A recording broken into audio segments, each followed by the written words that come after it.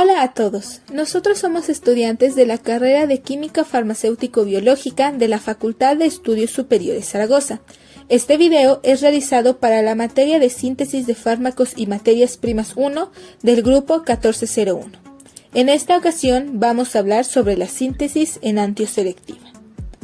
Bueno, para que nosotros podamos hablar sobre la síntesis enantioselectiva, primero debemos recordar algunos conceptos importantes que aprendimos en cursos pasados de química.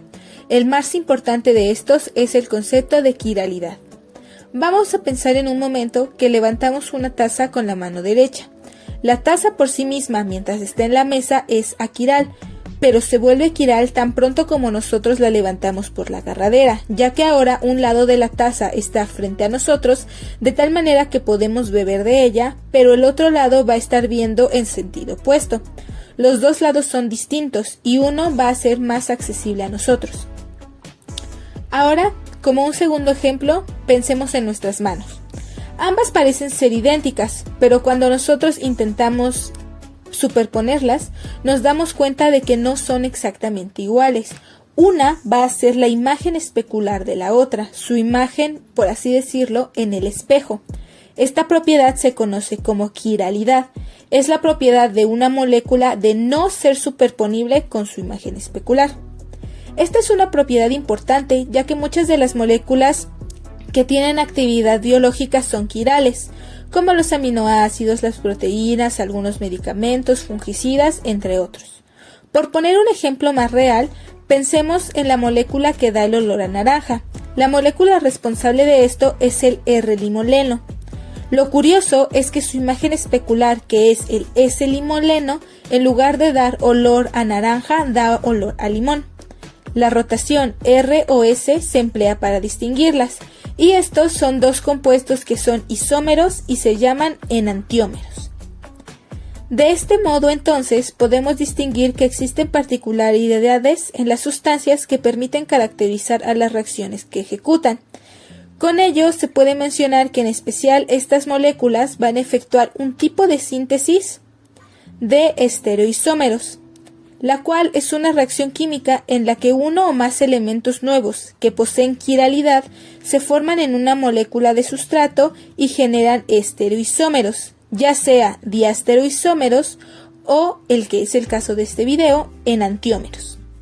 Siendo así, la síntesis de estereoisómeros puede ser estereoselectiva o estereoespecífica, cuya distinción recae en la proporción en la que se genera un producto y en cómo los sustratos muestran mayor reactividad con ciertas sustancias de acuerdo a su configuración tridimensional. Ok, una vez entendido esto, podemos pasar a nuestro tema principal, que es la síntesis enantioselectiva, también conocida como síntesis asimétrica o síntesis quiral, la cual podemos definir como el conjunto de técnicas y procedimientos que nos permiten obtener moléculas quirales en forma enantiopura, es decir, exclusivamente aquel enantiómero que interesa, pero no al contrario, ya que solo una se ve favorecida. Entonces, existen varios métodos para la síntesis enantioselectiva. Unos de los más eficientes son aquellos que utilizan catalizadores quirales para sostener temporalmente una molécula del sustrato en un ambiente asimétrico. Exactamente la misma estrategia que la naturaleza utiliza cuando cataliza reacciones con enzimas quirales. Mientras permanece en ese ambiente asimétrico, el sustrato puede estar más abierto a la reacción de un lado que del otro, conduciendo a un exceso de un producto enantiomérico sobre el otro. Entre las muchas reacciones enantioselectivas ahora conocidas, una de las más generales es la llamada epoxidación de Sharpless, en la cual un alcohol alílico, como el geraniol, se trata con un hidroperóxido de terbutilo en presencia de tetraisopropóxido de titanio y de tartrato de dietilo como un reactivo quiral auxiliar. Ok, entonces, el objetivo de esta reacción es que es una forma de epoxidación que es enantioselectiva. Lo que eso significa es que generará solo uno de los posibles enantiómeros en exceso. De hecho, casi seleccionará perfectamente un enantiómero sobre otro. Ok, para esto vamos a utilizar algunas moléculas un poco peculiares que más que memorizarlas, solo se trata de reconocerlas para saber de qué se trata esta reacción. La forma en la que funciona esta reacción es que convertirá alcoholes alílicos, lo que significa un alcohol que tiene un CH2 y luego un doble enlace. Luego, generará un determinado epóxido según el tipo de tartrato que se utilice. Estos tartratos son básicamente grupos funcionales que tienen diferentes centros quirales. Lo que vamos a encontrar es que hay 3 posibilidades diferentes de tipos de tartratos que podríamos utilizar en esta reacción. Podría usar SS o RR, esto hablando de centros quirales. Entonces, si ambos son S, lo podremos denominar como un tartrato positivo. Es decir, cuando lo pasas por un polarímetro, hará girar la luz en el sentido de las agujas del reloj. Eso es lo que significa lo positivo. Por el contrario, si tiene un tartrato RR, será una rotación negativa. Finalmente, tenemos una R y una S, o una S y una R. Este es en realidad un DET o un tartrato de dietilo, que no nos importa tanto y no lo vamos a utilizar sintéticamente en este caso. Lo que vamos a usar es DET positivo y negativo como nuestros catalizadores para formar el epóxido ascendente y el epóxido descendente. Ok, pero ¿qué tiene que ver con el epóxido? Bueno, resulta que puedes predecir la dirección en la que se formará el epóxido a partir del tipo de enantiómero que estés usando. Resulta que el tartrato positivo, el que tiene la rotación positiva de la luz, va a atacar desde arriba. Seleccionará enantioselectivamente la parte superior de un doble enlace para agregar un epóxido. Luego tenemos el negativo. El negativo será lo contrario, por lo que elegirá atacar desde abajo y esperaríamos que el de abajo formara ahora un epóxido debajo del doble enlace. Entonces tenemos lo positivo hacia arriba y lo negativo hacia abajo. Bien, la reacción se lleva a cabo en presencia de un complejo de titanio, un oxidante y un ligando quiral y procede en varias etapas.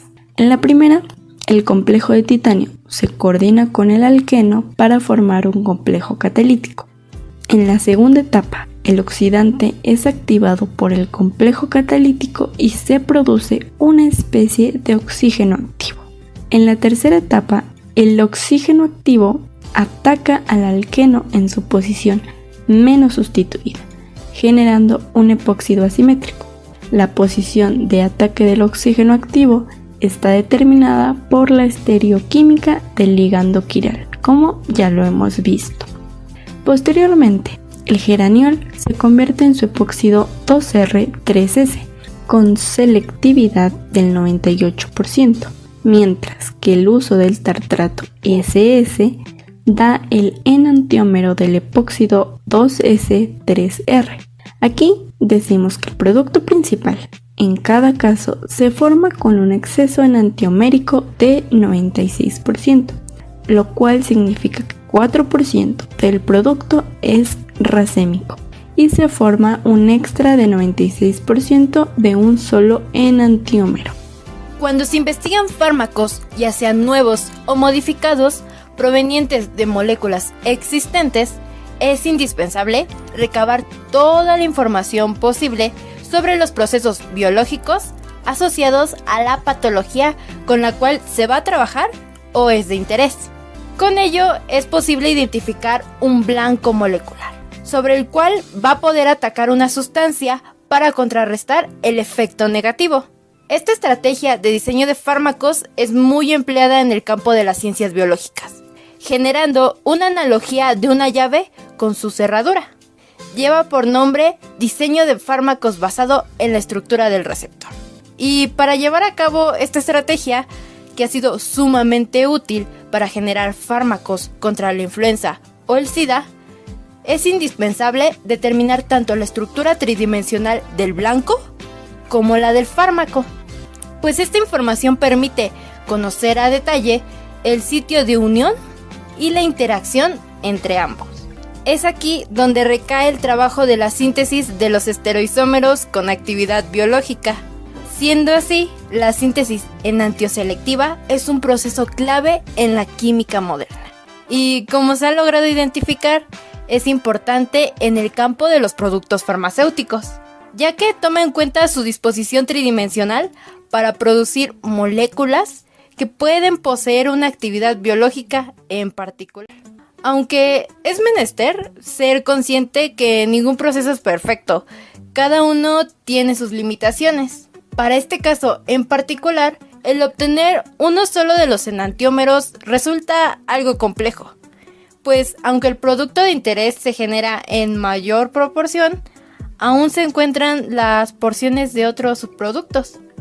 Para contrarrestar este efecto, una forma de obtener los compuestos con la quiralidad deseada es emplear materiales que de partida ya la posean y conservar todas estas características durante el proceso de síntesis.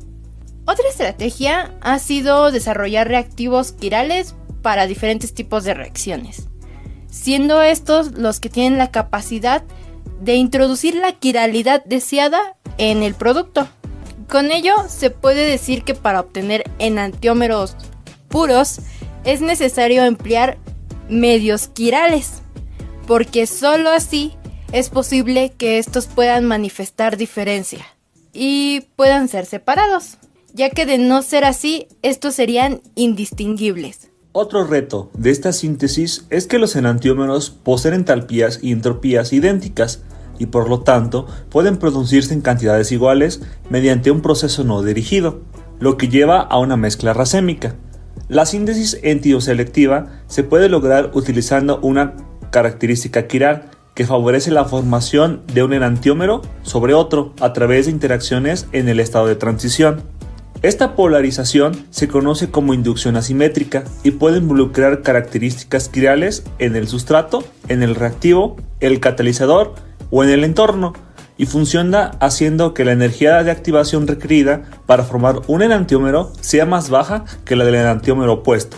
El boom de la catálisis enantioselectiva sucedió en los años 70 del siglo pasado, a partir de los trabajos de William S. Knowles sobre un tipo de catalizadores que, dicho técnicamente, catalizadores de hidrogenación basados en metales de transición, en los que se incluyó como ligando fosfinas quirales, le llevaron a desarrollar la primera síntesis asimétrica catalítica industrial, la de la L-Dopa, aminoácido que se utiliza en el tratamiento del Parkinson.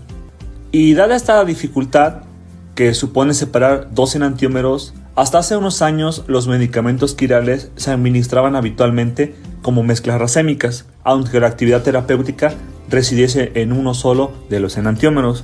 Por último, la síntesis enantioselectiva es un tema muy extenso que involucra el entendimiento de muchos conceptos. A manera de resumen, aquí se presentan las definiciones presentadas a lo largo del video.